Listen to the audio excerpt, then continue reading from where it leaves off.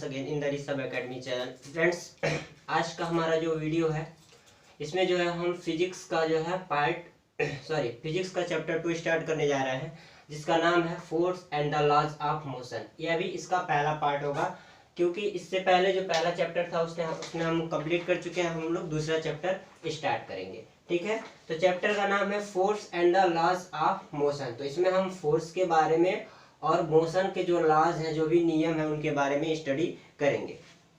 तो सबसे पहले आइए देखते हैं कि फोर्स क्या होता है।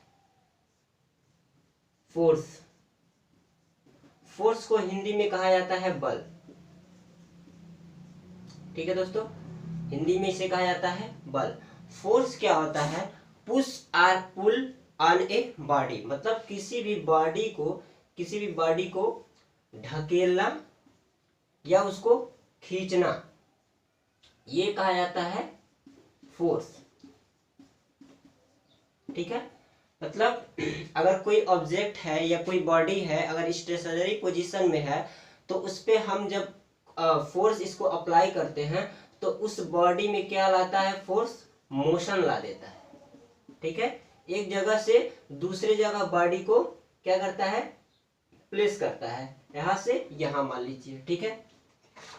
तो इसका हम लोग डिफिनेशन लिख सकते हैं, पुश और pull on a body, this is called force, ठीक है। ये होता है फोर्स। अब जो है बात आती है कि फोर्स के और क्या क्या प्रॉपर्टीज है, ठीक है। फोर्स और क्या क्या कर सकता है। पहला पॉइंट हमारा ये, फोर्स जो है एक स्टेशनरी बॉडी को मूव कर सकता है। पहली बात, फोर्स क्या है? एक स्टेशनरी बॉडी को मूव कर सकता है। मतलब कोई बॉडी अगर स्टैटिक पोजीशन में है तो अगर हम फोर्स लगाएंगे तो उसको एक जगह से दूसरी जगह तक ले जा सकता है, ठीक है। दूसरा point, force can stop a moving body.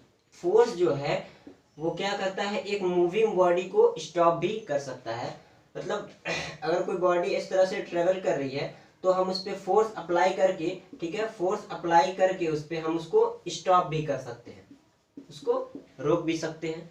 तीसरी बात जो है, force can change the speed of a body. मतलब फोर्स जो है किसी भी बॉडी के स्पीड को भी चेंज कर सकता है। जैसे सपोज करिए कोई बॉडी थी जो 5 किलोमीटर पर आवर की स्पीड से ट्रेवल कर रही है, चल रही है, तो अगर उस पे हम एक्स्ट्रा फोर्स लगा दें, उसको ढकेलें, तो उसकी बॉडी, उसकी जो स्पीड है वह इंक्रीज हो सकती है, उसकी स्पीड जो है बढ़ सकती है। फोर्स, एक चीज और, फोर्स जो है वो किसी भी बॉडी के शेप और साइज को भी बदल सकता है, ठीक है। बॉडी के शेप और साइज को भी वह चेंज कर सकता है। जैसे सपोज करिए यह एक रबर बॉल है, ठीक है। रबर बॉल को अगर दोनों तरफ से कंप्रेस किया जाए फोर्स लगा करके, तो ये बॉल क्या हो सकता है? सिकुड़ जाएगा, कुछ इस तरह से आ जाएगा, इस तरह से हो जाएगा। कंप्रेस करने के बाद, कंप्रेस करना भी एक तरह का फोर्स है, ठीक है, कंप्रेसिव फोर्स। तो फोर्स जो है हमारा इतना सारा काम कर सकता है। अब बात आती है कि फोर्स के प्रकार, फोर्स कितने प्रकार के होते हैं। तो फोर्स जो है, फोर्स हमारा 2 प्रकार के होते हैं। पहला होता है बैलेंस फोर्स और दूसरा होता है अनबैलेंस फोर्स। आइए उसकी भी बात कर लेते हैं। पहला हमारा क्या है? Balance force.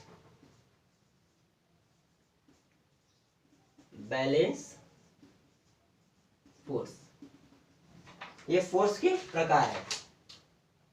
पहला होता है हमारा बैलेंस और दूसरा होता है हमारा अनबैलेंस, ठीक है। तो सबसे पहले बात करते हैं बैलेंस फोर्स की।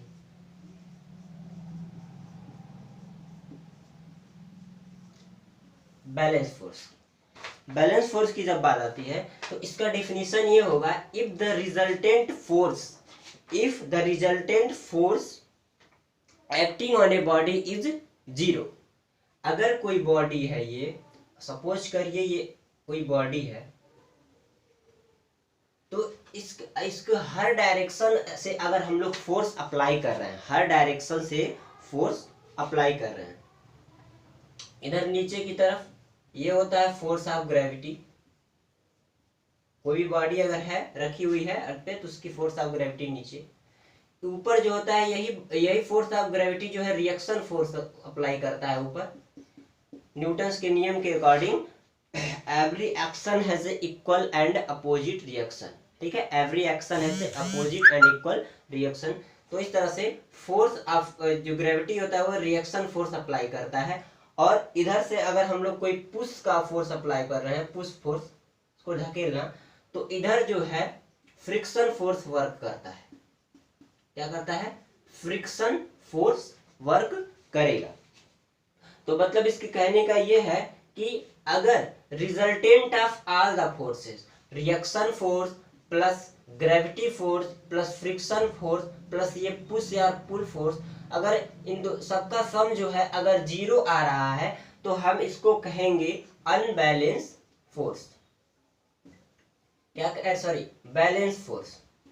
बैलेंस फोर्स मतलब is the resultant of sum of all the forces is equal to 0 and this is called the balance force. ये किस चीज को इफेक्ट कर रहा है? इसमें एक reaction force, friction force, push और pull force and force of gravity. जब इन सारे एटम्स का जो समेशन होगा वो 0 होगा, तो हम इसे कह सकते हैं बैलेंस फोर्स। अब देखिए, फोर्स ऑफ पुल और push is the balance of force of gravity balance by force of reaction. मतलब कहने का ये जो फोर्स ऑफ ग्रेविटी है वो फोर्स ऑफ रिएक्शन को बैलेंस कर रहा है, और ये पुशिंग और पुलिंग फोर्स जो है वो फोर्स ऑफ फ्रिक्शन को बैलेंस कर रहा है। इन दोनों का आपस में बैलेंस हो रहा है, इन दोनों का आपस में बैलेंस हो रहा है। इस वजह से जो है फोर्स जो है क्या कहला रहा है? Balance force. छोटा सा एग्जांपल आप समझ जाएंगे। सपोज करिए ये रोप है, ठीक है, इधर से अगर 5 न्यूटन का फोर्स अप्लाई करके इसको इधर खींचा जा रहा है, और इधर से भी वही सेम फोर्स जो है अप्लाई करके 5 न्यूटन का खींचा जा रहा है, तो ये रस्सी जहां की तहां रह जाएगी। ठीक है, तो ये क्या होगा, जो नेट फोर्स होगा वो इक्वल टू 0 हो जाएगा। नेट फोर्स 0, मतलब ये रस्सी ना तो इस पोजीशन, ना तो इस डायरेक्शन में जा सकती है, ना तो इस डायरेक्शन में जा सकती है, क्योंकि दोनों तरफ या फोर्स जो है equal amount of force applied किया जा रहा है उस रोप पर। ठीक है, तो ये कहलाता है हमारा बैलेंस फोर्स। अब दूसरा जो हमारा फोर्स है वो कहलाता है, वो है अनबैलेंस फोर्स। आइए देखते हैं कि अरे अनबैलेंस फोर्स क्या होता है। बस इससे थोड़ा सा अपोजिट है। जो अनबैलेंस फोर्स होता है, if the resultant of all the forces acting on a body, if the resultant of all the forces acting on a body is not equal to 0। मतलब ये जो बैलेंस फोर्स है, अगर इसका रिजल्टेंट फोर्स, जो resultant जो force है, ठीक है, अगर वह 0 के इक्वल नहीं हो रहा है, तो इसे कहा जाता है अनबैलेंस फोर्स। क्लियर? मतलब सपोज करिए यह एक कार है,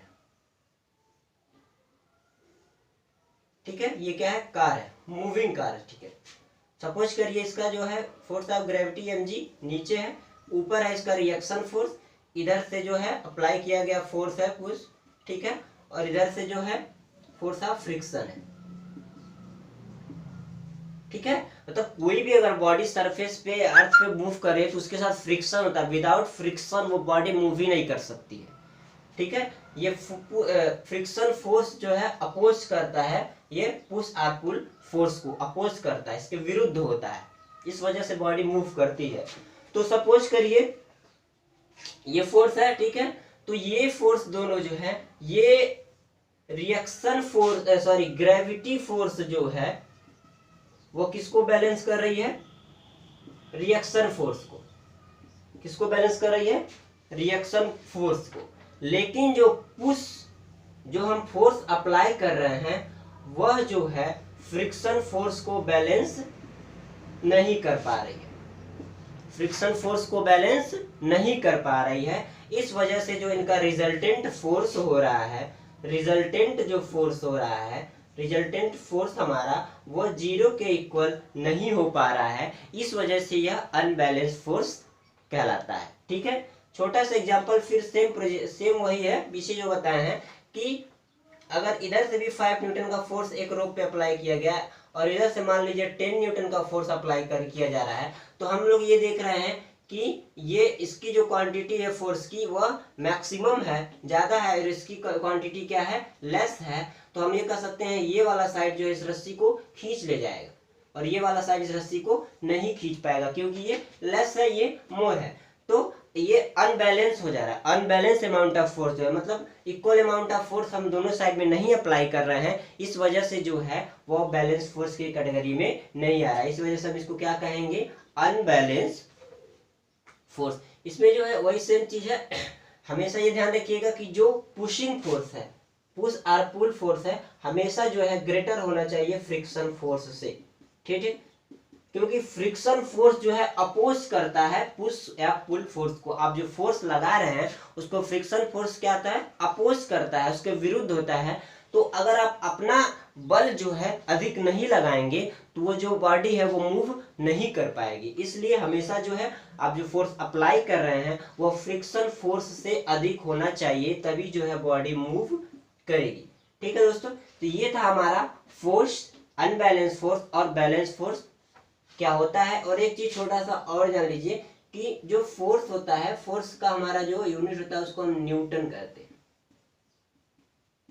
ठीक है, फोर्स का जो यूनिट होता है वो होता है न्यूटन। इसको फोर्स को हम लोग न्यूटन में मेजर करते हैं। ठीक है दोस्तों, तो ये था हमारा चैप्टर 2 का पार्ट फर्स्ट। अगले पार्ट में हम लोग है न्यूटन्स लॉज ऑफ मोशन, जो एक Newton first law, Newton second law, Newton third law है, इन तीनों लॉज को हम लोग एक्सप्लेन करेंगे। ठीक है, तो आज के लिए बस ही इतना ही। ठीक, थैंक यू।